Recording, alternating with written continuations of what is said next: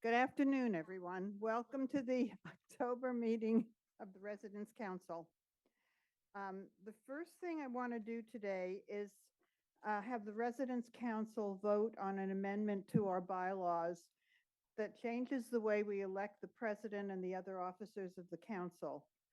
Council members received a copy of the changes more than 10 days ago, which is required by our bylaws, and we discussed them at the planning meeting last week. What this amendment does is it simplifies the process of the election of officers and aligns it more closely with how other not-for-profit organizations choose their leadership. The president will be chosen by the council members' vote from all currently serving members who wish to run by an anonymous vote. The president will then choose the officers with the approval of the council members. We have a quorum. Can I please have a motion to pass? All those in favor? Opposed? The motion passes. Okay, after a hectic month of dealing with various problems and security breaches, I want to start with something that brings a bit of joy, the Employees Recognition Fund, otherwise known as the ERF. I'm not going to address the change we made to the recipients right now, but if any of you have questions about that, please wait till the end of the meeting, ask me and I will explain. Sally will talk about the progress of the drive. Sally and Sam most likely will talk about the progress of the drive a little later on, but I want to make a brief statement about what the program is, particularly for new residents who have not participated in it before. The ERF is a program that was started years ago by residents to thank employees for their attention to us throughout the year. And yes, Morrison employees are our employees as well. We're not permitted to give our employees gifts individually, nor are they allowed to accept gifts from us. And I think you all understand why that is. We don't want any preferential treatment either for residents or for employees. We give out gifts from all of us in the form of a check to each eligible employee at the annual employee party in December. Sometimes there's confusion among residents because there are other fundraising programs at Horizon House, such as the ones run by administration. There's the endowment fund, there's the Partners in Caring, there's the Employee Assistance Fund, and other programs run by administration. But residents solicit, collect, and distribute every cent contributed to the ERF to our employees who are employed on October 31st of each year, with the exception of our C-suite executives, with the CEO, CFO, and COO. They don't get anything. Sorry, Lori. The gift is based on a formula using the number of hours they work during the year. We hope you will support this very important program and show your appreciation for all they do for us. I imagine that the ERF is unique among a unique program among retirement community. A unique aspect of our community is our culture. When people are asked why they chose Horizon House, I always hear them say, because of the culture, the activities, the programs. These are the things that make us different. Horizon House was founded by some pretty incredible people. So no surprise that early on, they decided that they were going to create their own entertainment and educate themselves and not just become a rest home. I have a humorous aside here. I recently got contacted by the Director of Life Enrichment at Legend Senior Communities. It's a multi-site company that has communities throughout the country. He asked me if I would discuss our programs with him. So we set up a Zoom meeting, and it turns out he was looking for a consultant to help him to create better life enrichment programs for their facilities. Apparently, we're known across the country, and I'm not sure how he got my name because I'm not qualified to do that. And if I were, I wouldn't tell him our secrets. But it was hard to turn down a free trip and a consulting fee, let me tell you. Seriously, our culture is beneficial to all of us. It keeps our minds and bodies active. And we know, due to research done on this issue, that this lifestyle, rather than a sedentary one, supports better physical and mental health.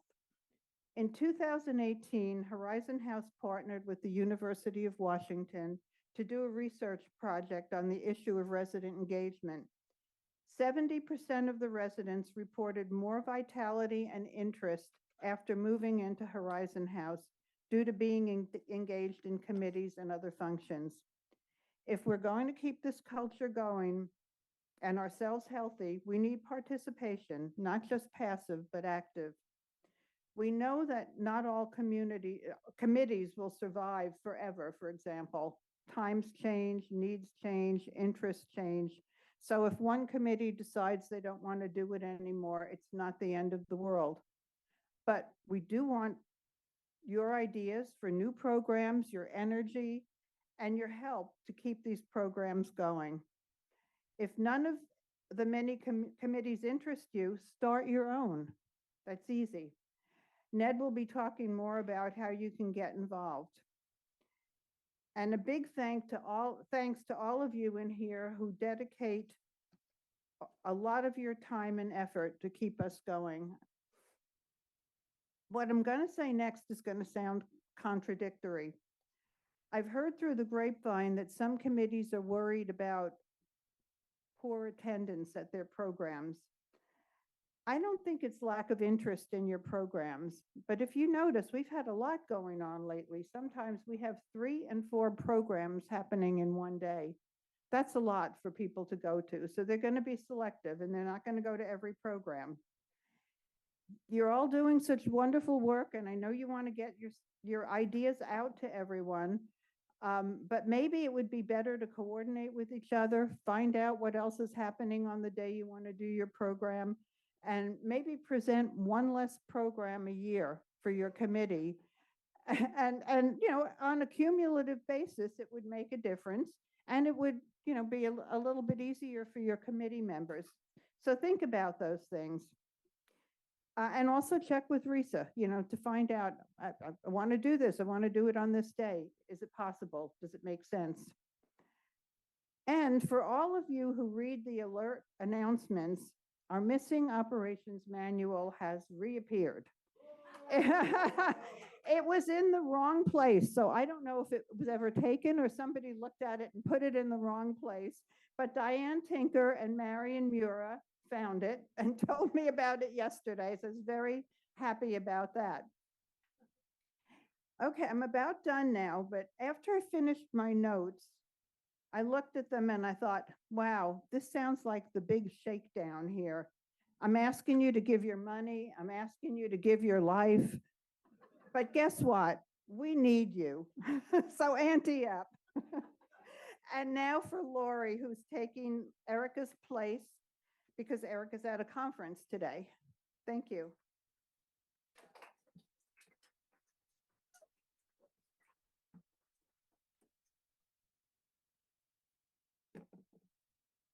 Thank you, Deanna. That was a great opening.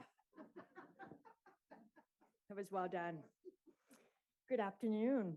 As Deanna mentioned, Erica is at a conference, so on her behalf, I have some announcements to share with all of you. Some bright spots. Hopefully, a lot of you participated in the Oktoberfest recently. Didn't once again Oliver do just a terrific job of decorating? Yeah. He never fails. He never fails.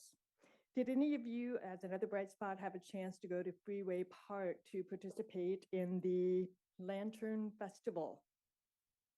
A few hands. How was it? Wonderful. I'm hearing some good remarks about that.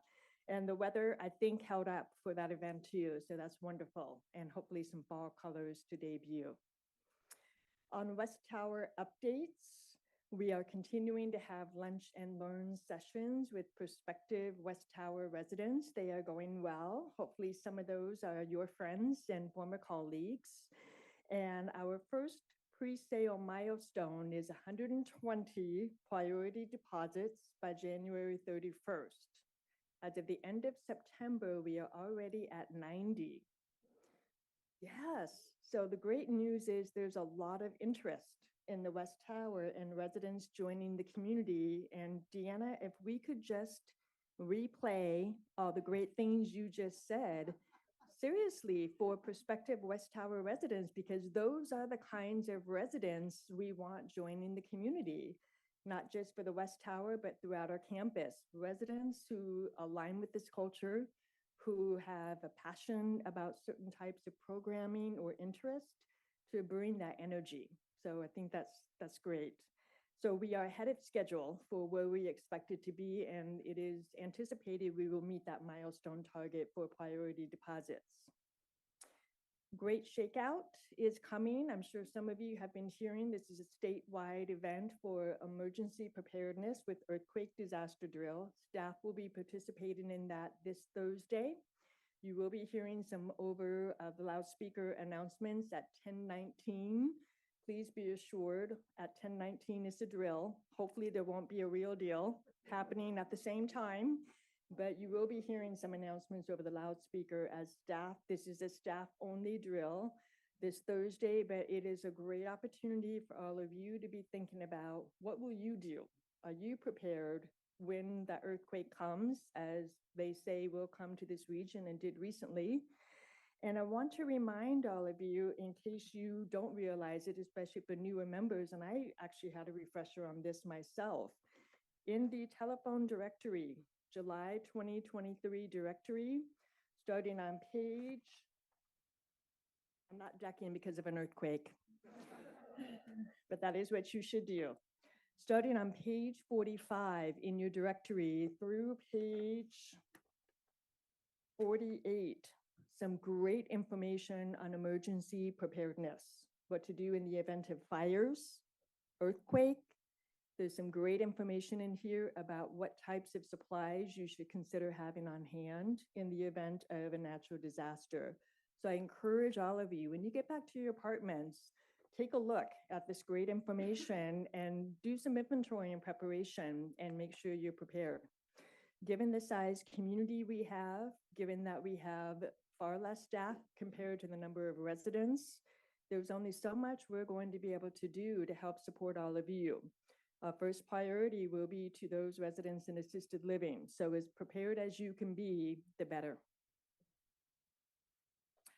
Changing gears, a reminder that we have the upcoming annual resident experience survey. That term replaces satisfaction survey. So stay tuned. There'll be some announcements coming out in the alert, and that will be coming up in November.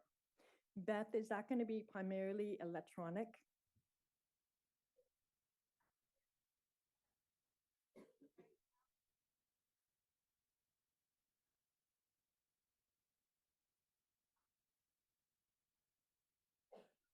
So it will be similar to last year for those of you who were here.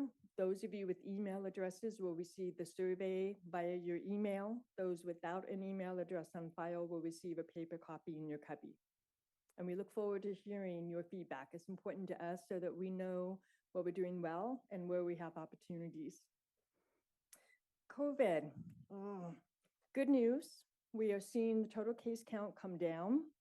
So today, I don't know if communications has updated it. It will be, yes. Joan is saying, yes, it's been updated. We are down to a total of 14 cases compared to last Friday's report of 23.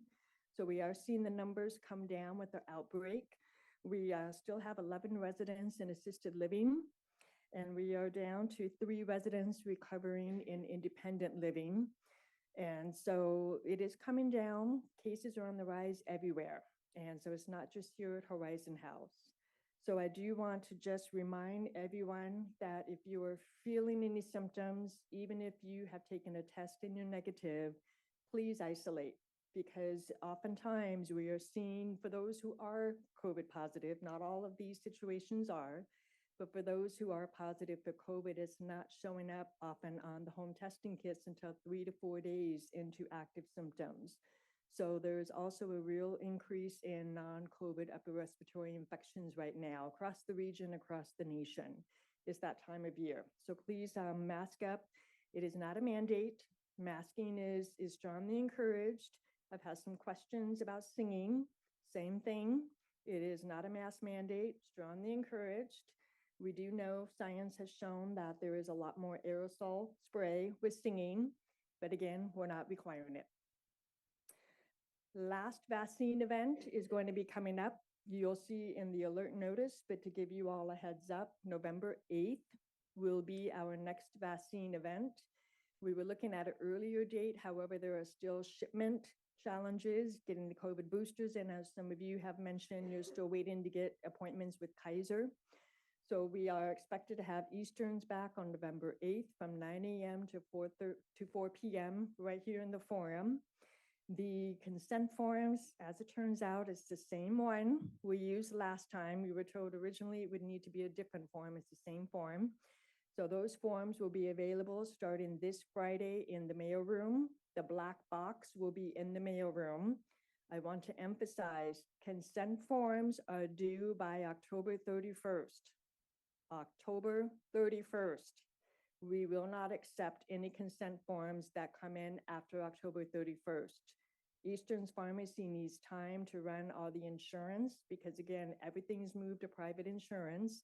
We had a lot of forms that came in after the deadline for this last event and we were scrambling all morning on the day of event. It was very chaotic and disorganized because many did not turn in those consent forms by the deadline. So we have a hard, firm deadline of October 31st. So the COVID booster will be available, Pfizer only. They will also bring back RSV and flu.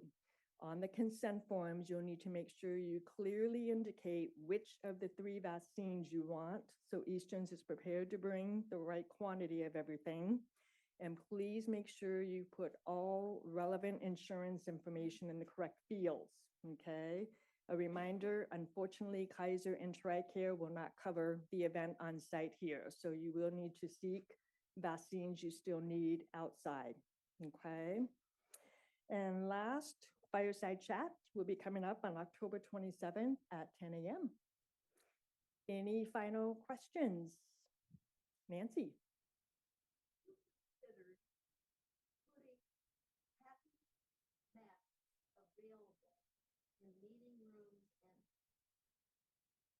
So that when people come to an event, they think, oh my gosh, I left my mask at home, that they're here, they're available. We can make some masks available. We're looking for residents to take responsibility for getting masks because masks are not as plentiful as they were. Risa says there are masks available at the front desk. So if you forget your mask, you certainly can go by the front desk, but that's more resources to make them and monitor that in all meeting spaces. So please make sure you have masks. They are available at the front desk, Risa says, if you need one. But let's go with that for now. And Nancy, I'm glad you asked the question. A reminder, if you have not already, please order those free test kits because again, we're running low on donated test kits for independent living residents. And if you know neighbors who don't have computers, please offer to help them and perhaps order some on their behalf for their apartment number and get those free test kits in. Any other questions? All right, thanks so much. I'm sorry, yes?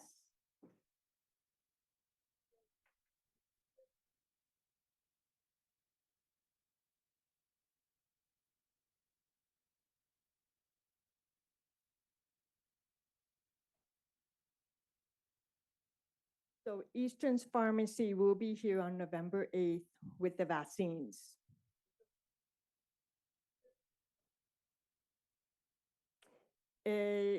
I've lost track of how many, but it's the newest released COVID booster that just came out that everyone is recommended to get. November 8th. Yes, they'll be here on November 8th. Consent forms are due by October 31st. You're welcome. Thank you.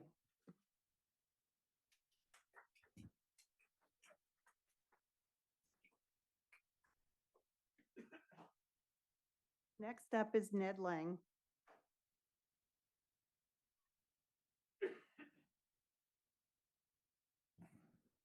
Thank you, Deanna.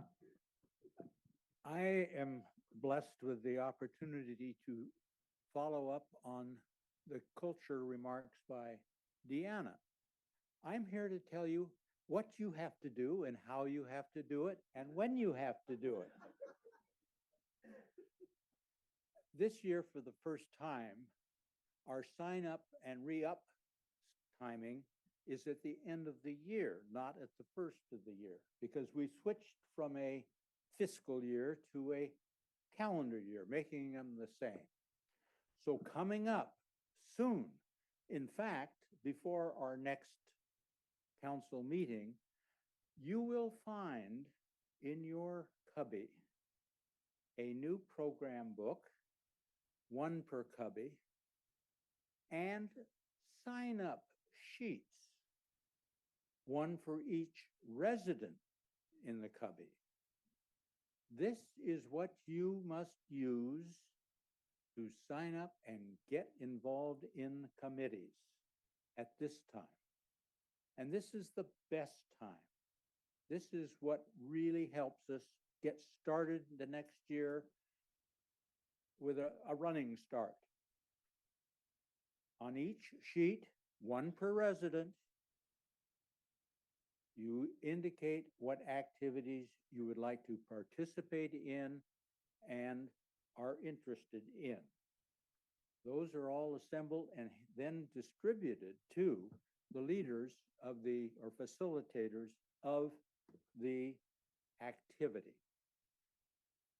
Sign up starts immediately after and when you get those books. There will be boxes in the mailroom in which you can deposit your multiple checked sheet,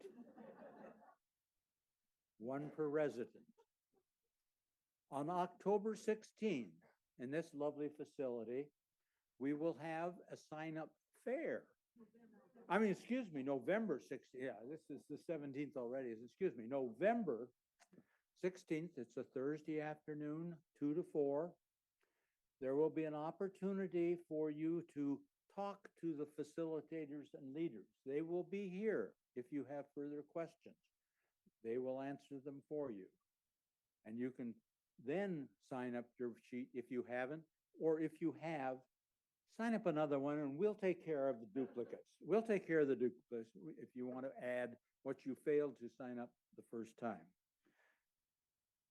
Signups will be closing around the November 25 time so that our wonderful workers who put all this into spreadsheets and take it off and distribute it to the facility leaders, facilitators and leaders can do it. It'll probably be about November 25 that we'll close up our sign up. These are our dates that we're hoping. We have no problem meeting. Production of books and things like that take some effort and some timing and conflict sometimes with our activities, but that's our schedule. This is the time, and this is how you re-up and you sign up. Those who are currently active, you got to sign up again so that your name gets on the list and we continue to follow up and do it. So it's re-up, sign up time coming at the end of the month. Thank you.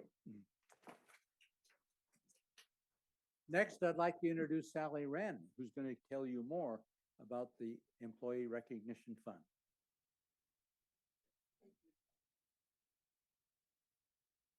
Well, good afternoon again. Here we are. I'm so honored to be your co-chair for the Employee Recognition Fund this year. And I'm delighted to ask my co-chair, Sam Sperry, to step forward and present our new silent partner, and Wilbur.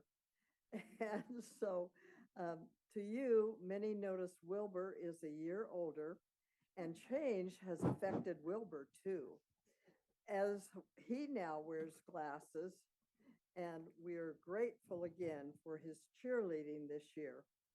I want to also note that Wilbur had found a partner to visit him, a little stuffed dog. I don't know who put it there, but it was darling because he was getting very lonesome at night.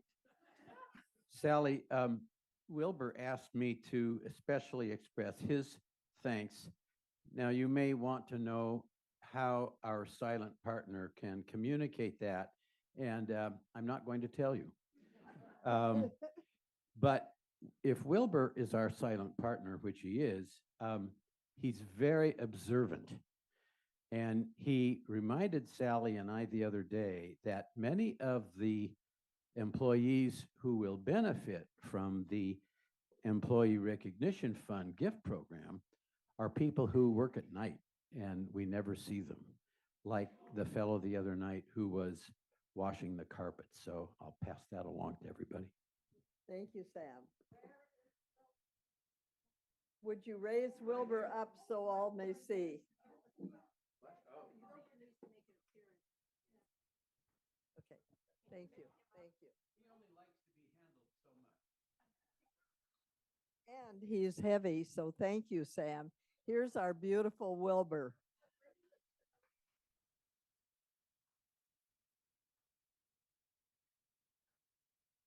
Oh, please get a good shot of Wilbur. Wilbur, we're so happy to have you here today. Wave to the crowds. And I want to thank Nancy and Neil McReynolds for their precious loan of their dear Wilburs again this year.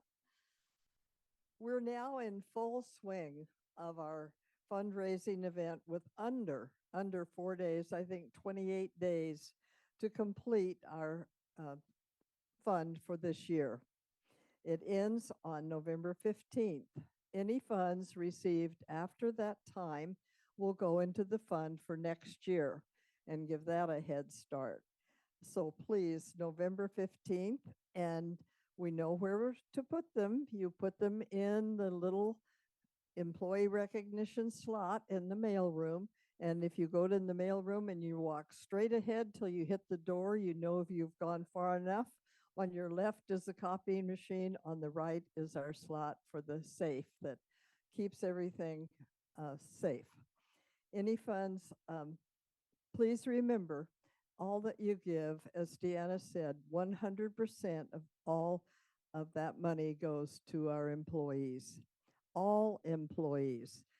There was a change that sometimes if you got late start, you didn't get a check. And some found that embarrassing when they went up to get their check. And we made a decision at council in all agreement that everyone who was hired by October 31st would get a small check so that all employees will be included this year.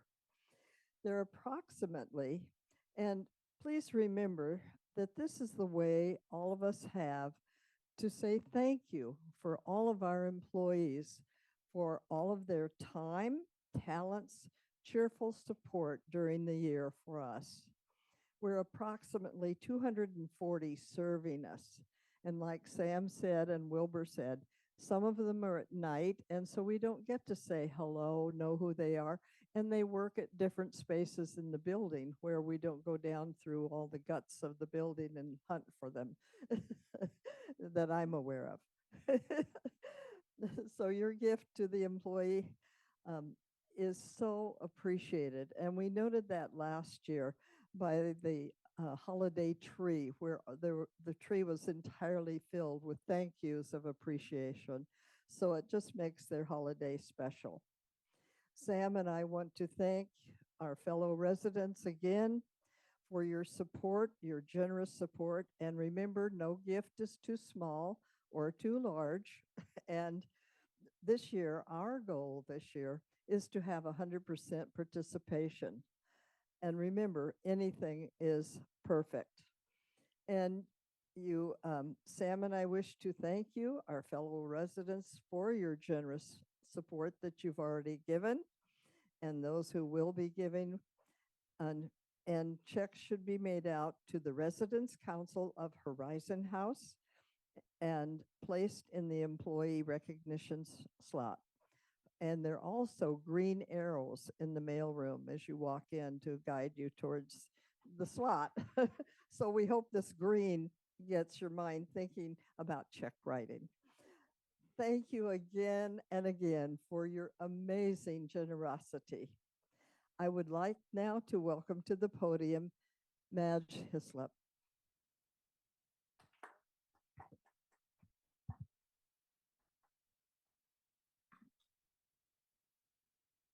Let me get rid of this. The handheld is better, very much so. Thank you. Okay. Thank you, Deanna. Thank you, Sally. First, may I call your attention to Bill Anderson, Susan Barish, Alice Melanie, and Nancy Niedzelsky. This nominating committee seriously searched to select a slate of nominees. They made excellent suggestions for process. They proofread our written material. They conducted phone interviews. They conducted in-person interviews. They caringly selected the slate I present to you today. Please give them a thank you when you see them, or now.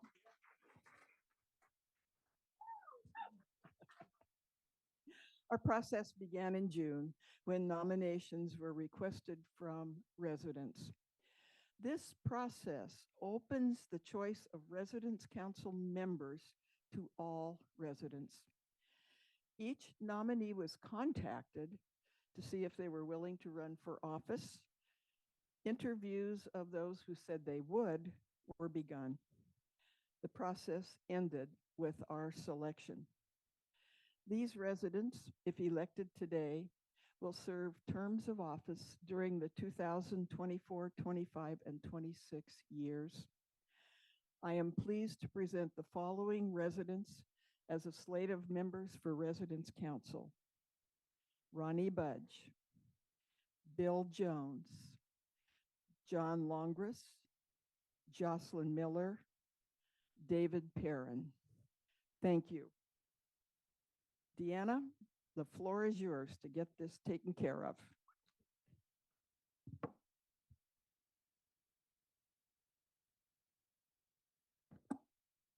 No.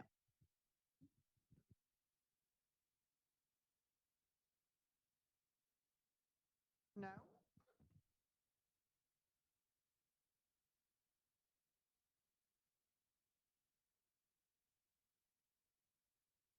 Hello? Okay, here we go. Um, Sorry. The nominees are going to come up one at a time in alphabetical order and tell you a little something about themselves, and then we'll all vote to accept the slate. So Ronnie Budge, we'll start. Thank you, Deanna. And I'm honored to have been nominated by the nominating committee, and really by all of you. I know some of you at least submitted my name for nomination. I've lived in Seattle and at Horizon House for nearly 2 years. I've loved every minute of it. I find I learn something new about the city and about our community every day. And I'm looking forward to learning even more. That's one of the reasons why I accepted the nomination.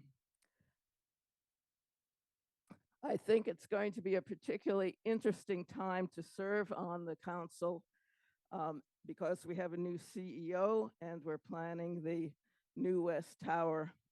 And there will be a lot to decide about those.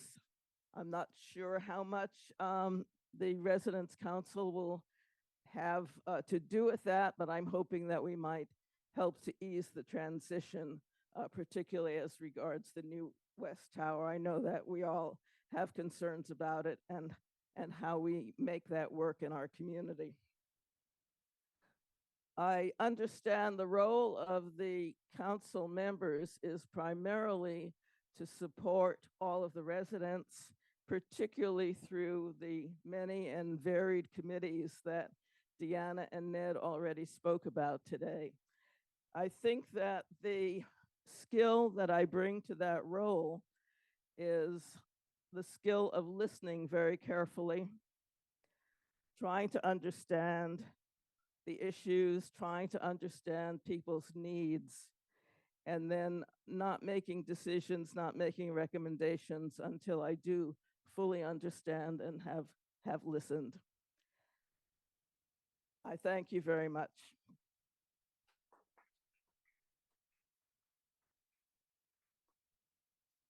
Bill Jones, my very good friend, is next.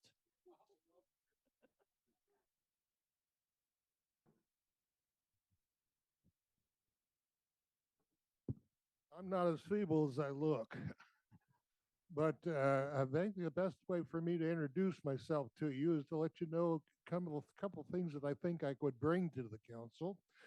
First, as having served as a pastor for 20 years, I learned quickly the importance of listening to people and then finding common ground, and on that common ground, work together to solve whatever problems we're faced with. And that's what I hope, if I'm elected, to bring to the council. The second thing that I think I can bring is the recognition that in order for us to survive in anything, we all need to have a well-developed, deeply grounded sense of humor.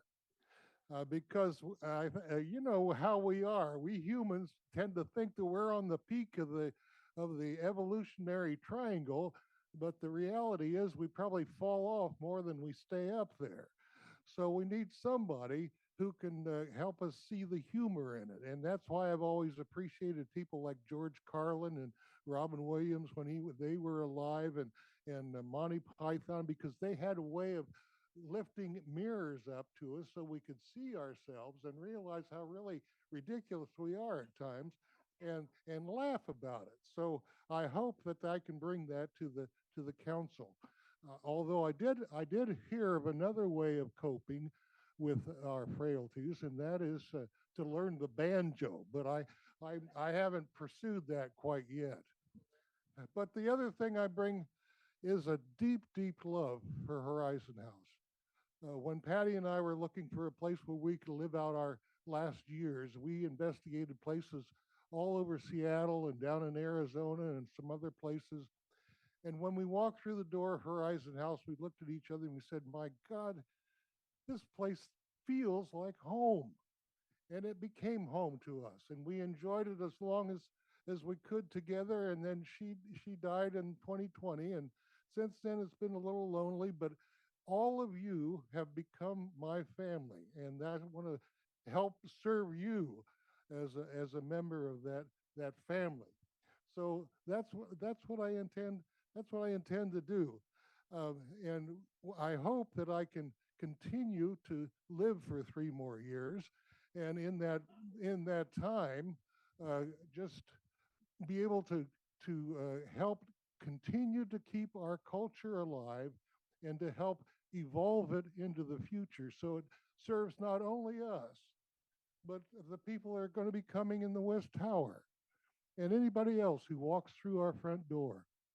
And when I want them, when they walk through that door, to pause and look around and say, wow, this feels like home.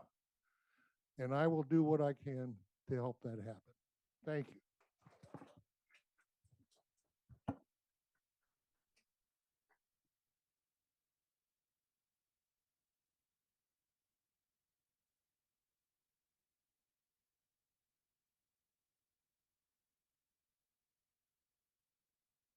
I'm John Longers. The microphone is here. Can you hear me all? Good. My name is John Longers. I was born and raised in New York City. I'm a city boy. I lived there for 24 years, 25 years. I've lived here for 28 years. So I'm a Seattleite also. And I love the 2 cities that I've lived in. I've lived in a lot of other cities in between, but I am an urban boy. I love being here. When we moved in here 7 years ago, it was the downtown that I wanted to move to. I love to go to the countryside. I can visit it, but I don't want to stay there. I want to stay here. I am comfortable around 1 million people. That's where I'm most comfortable. Here, since I've been here, I didn't come here for a rest, as they said. This was not a rest home for me. I've been the chair of the garden committee for the past 5 years, I believe, maybe 4 or 5, maybe 6, I don't know. But I've been the chair of it, and I've loved doing that, and it'll be a regret to give it up. I hope I'll go back to it after my years here. But what do I bring it's already been said. I hope I bring enthusiasm for the urban. I hope I can listen to people, and I hope I have a sense of humor.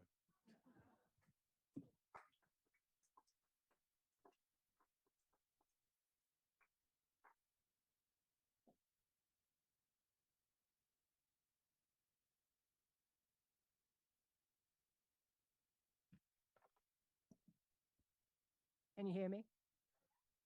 Hello. First of all, one small thing before anything else. First of all, before anything else, I want to straighten out my name.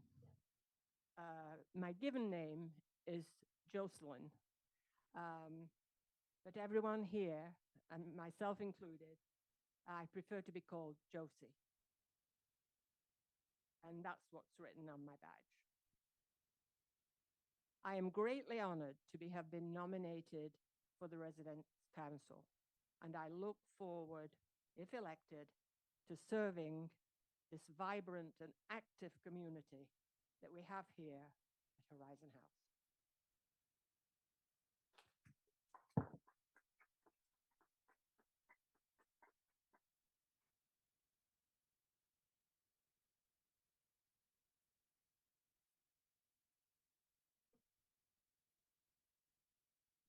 I'm David Perrin, and I'm thankful to have been nominated to the Residents' Council. People keep telling me that I don't know what I'm in for. And I don't know what I'm in for, but I think I'll find out soon. I've lived here in Horizon House for a little over 6 years and really loved every minute of it. It's a great community. I feel really well supported here. We moved up here to be with our 2 sons' families, and after we moved here, they moved to the Metro. So I don't quite know what that means either, but thank you for this nomination, and I look forward to serving.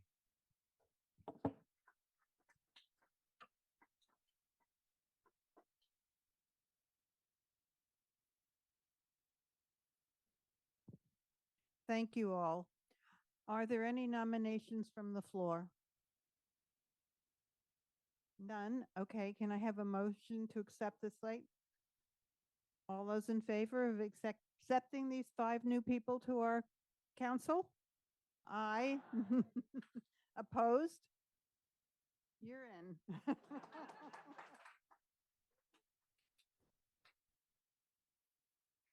Next is Nancy McReynolds.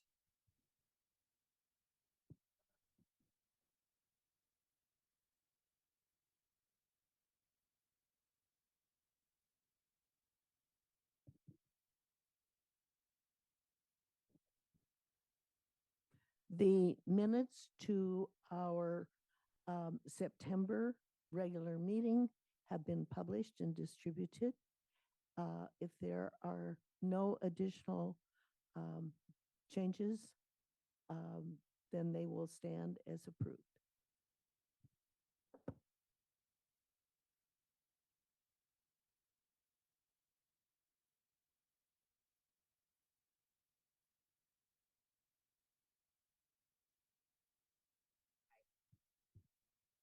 I think I'll use this. That'll be better.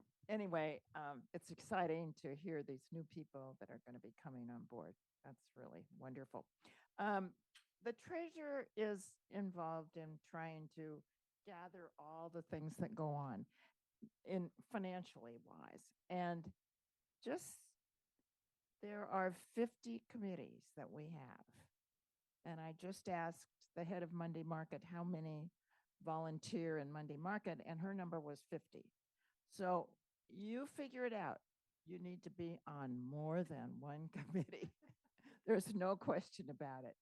But I would like to thank the people that are involved in gathering the information from these 50 committees and creating in doing what they need to do to pay the bills and create the report. And for your information, there is an up-to-date report in the mailroom at all times where you can see what the budget was and what the and how much each committee has spent.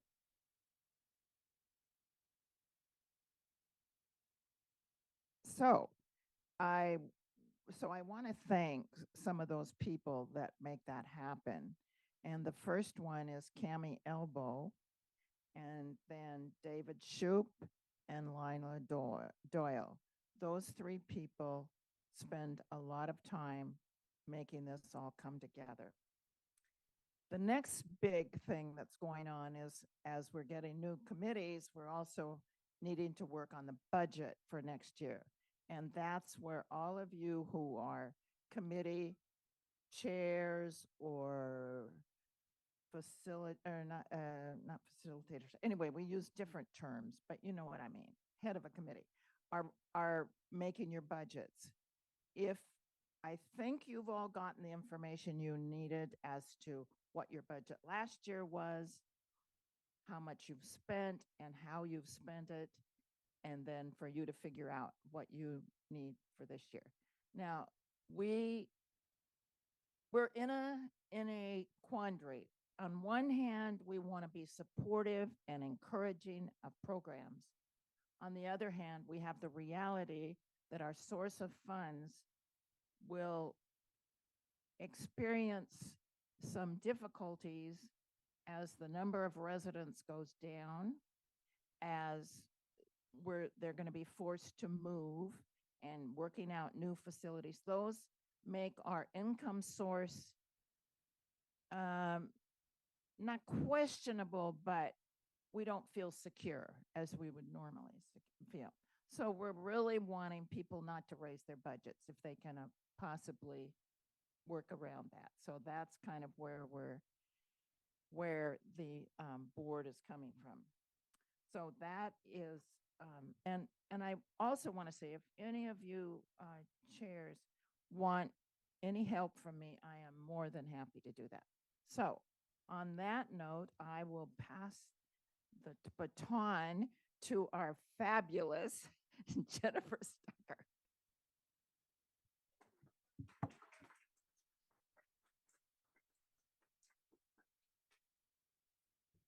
Thank you, Karen. Greetings, everyone. The last Monday market report was 4 weeks ago on September 19th. The total deposits since that time is $9,226.50. The weekly amounts range from $1,697 to $2,883. So every week is not the same. The average for the 4 weeks is $2,311. Employee purchases, plus those for assisted living and Horizon House departments, totaled 1,728. The average was over 350 a week for employees. Several people have approached Barbara and me about volunteering, thanks to people reading the alert and coming to these meetings and looking at the message board. So some of the people are new to the market, and some of them are volunteers currently, and they are willing to do some second job. So thank you. And for those that are new, it's helpful to come down to the market and on a processing day. That means other than on Monday. The times are all posted on the front of the front door, and come in and see what we do. So see what kind of tasks you may be willing to engage in.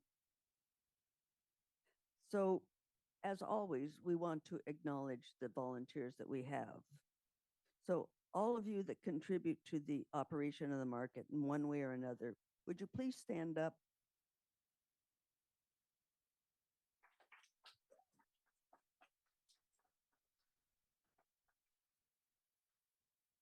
I think people don't recognize just how many there are, and there's probably people out in the other room as well. So making the transition from spring and summer clothing to winter wear has proven to be a big job, and it is far from complete. You will continue to see new clothing arrive. So, and also make note that next month there will be a mega coat sale, an Uber coat sale. I mean, a big one. As usual, the holidays will bring several themes to the market presentation and the items themselves that are on sale. As a reminder, the market and the donation bins will be closed from December 20th to January 3rd. The first market of the new year will be January 8th. On Sunday, 2 volunteers modeled warmer weather clothing during the lunch hour, and we appreciate those brave souls. At this point, I have no new news about a temporary site for the market during the West Wing construction. So now it's my pleasure to introduce Judy Klein and Pam Daly of the Library Committee.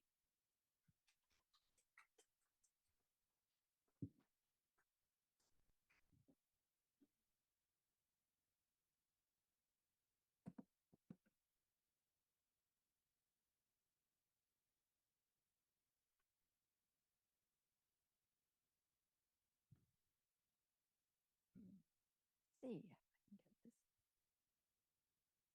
Oh, welcome to the Maple Jackson Library.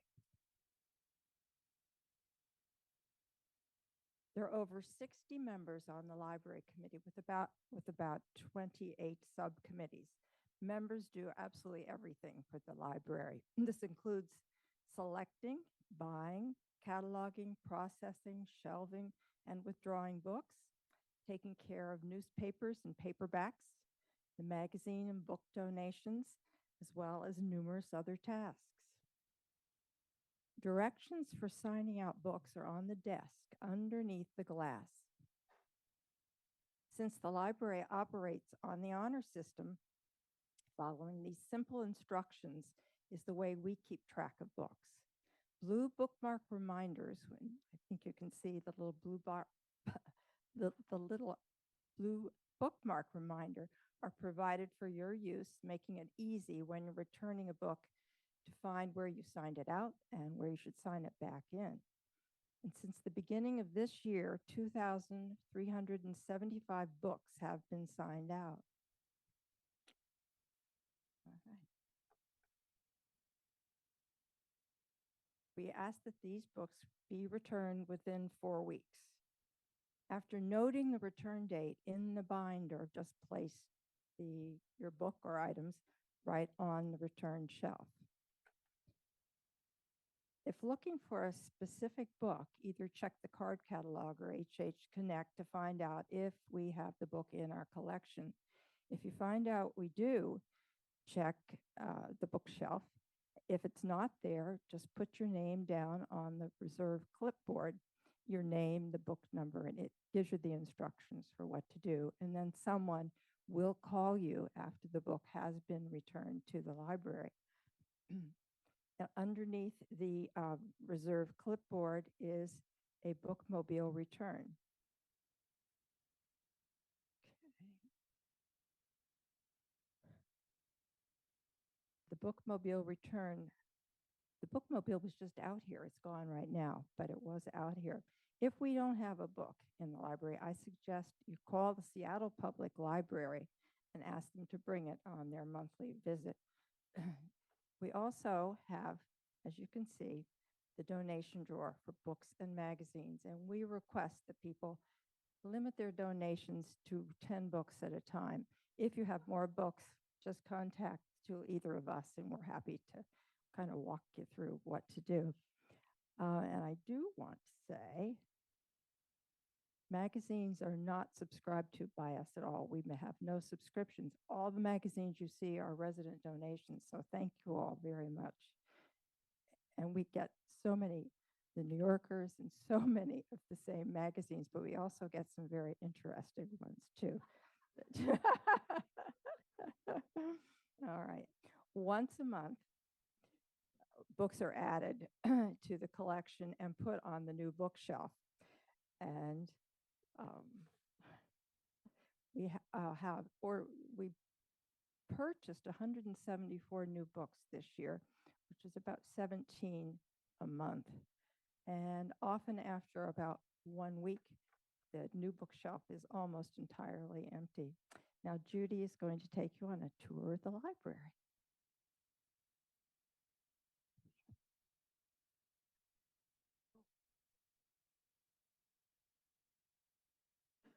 We are standing at the new bookshelf, looking towards the back windows. On the left is fiction and large print is on the right. The middle shelf on the immediate right is the reserve shelf. When you have been called that a reserved book is available, you will find it on this shelf with your name attached. A few steps forward is the library office with 2 magnifying readers. The readers are very easy to use. There's a user manual, or you can call Pam or me. We call these the back windows. Books by us or about us are on the top shelf and are checked out as regular books. Below is the folio section. To the right is reserved for Residence Council, and its workings is reserved for Residence Council, the Board of Directors, and resident bios. Information about the Residence Council and its workings are available to all. Please do not remove these binders from the library. Directly across is our paperback section. Paperbacks do not need to be checked out. To the left of paperbacks, looking down the aisle to the Fireside Lounge, we have nonfiction on the left and mysteries on the right. Towards the end of the aisle are special interest shelves.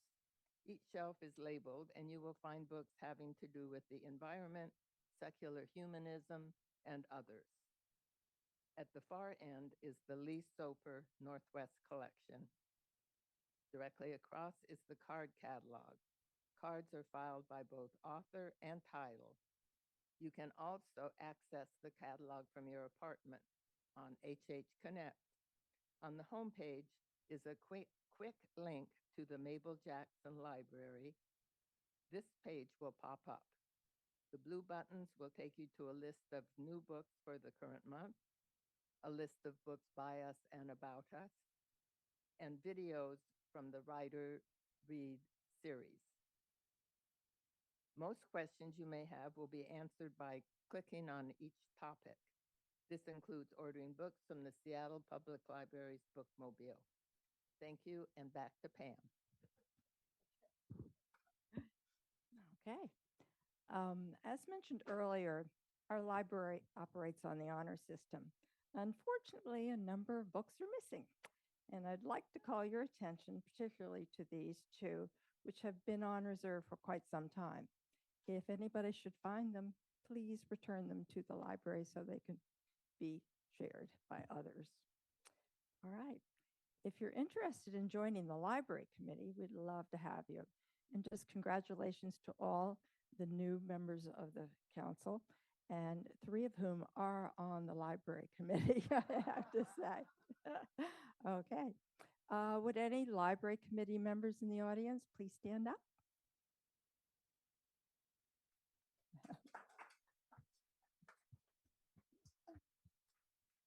Okay. Thank you. All right. Next up is Carol Roach to answer your burning questions. Yes. Let me just go off on this. There you go. Good. Thank you. Hello, everybody. I'm Carol Roach, and it's time for burning questions. Anything any resident wants to ask about life at Horizon House. Here are 2 questions that I've gotten since the last council meeting, and the answers that have come from the Horizon House staff. Question 1. When a friend or neighbor from Horizon House is hospitalized or seriously ill, we are understandably concerned. What information about their condition and whereabouts is available from the front desk and other staff? Can we learn where they are hospitalized? The answer comes from Lori Warfield Larson, who answered this question during her vacation. Thank you, Lori. The reception team can disclose the location of a hospitalized resident unless the resident has specifically requested that their location not be disclosed. And we do have occasions when that happens.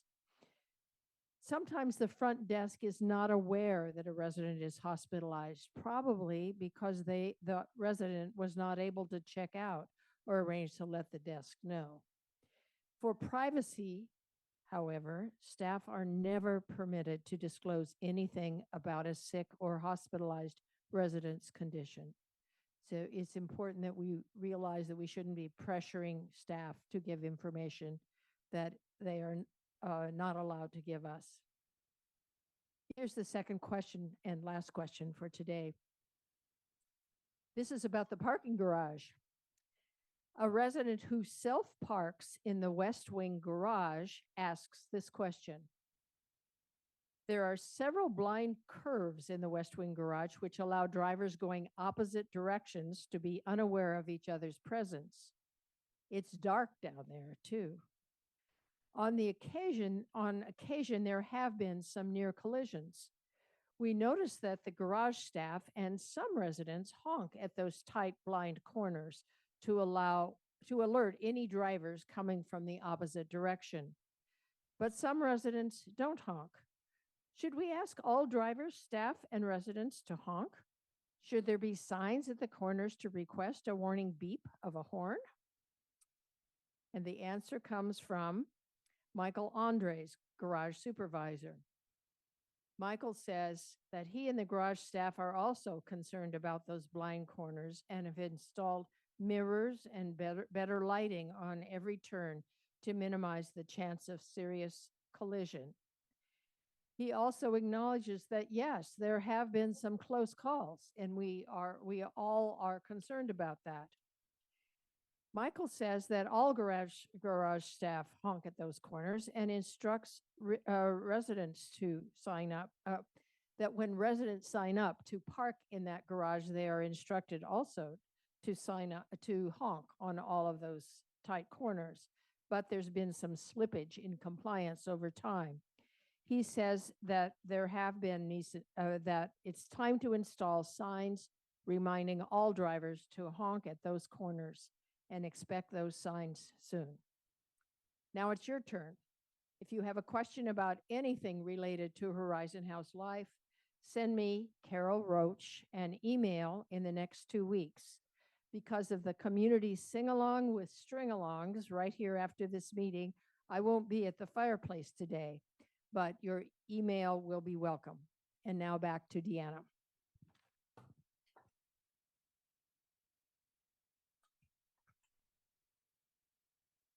Okay, does anyone have any questions for me?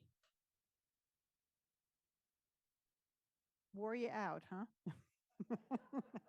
Okay, normally Doris of the dining committee goes out to the fireside lounge and sets up a table and listens to your compliments and complaints about dining. Today, she's going to wait until after the String Alongs concert, which is going to begin right now. Thank you.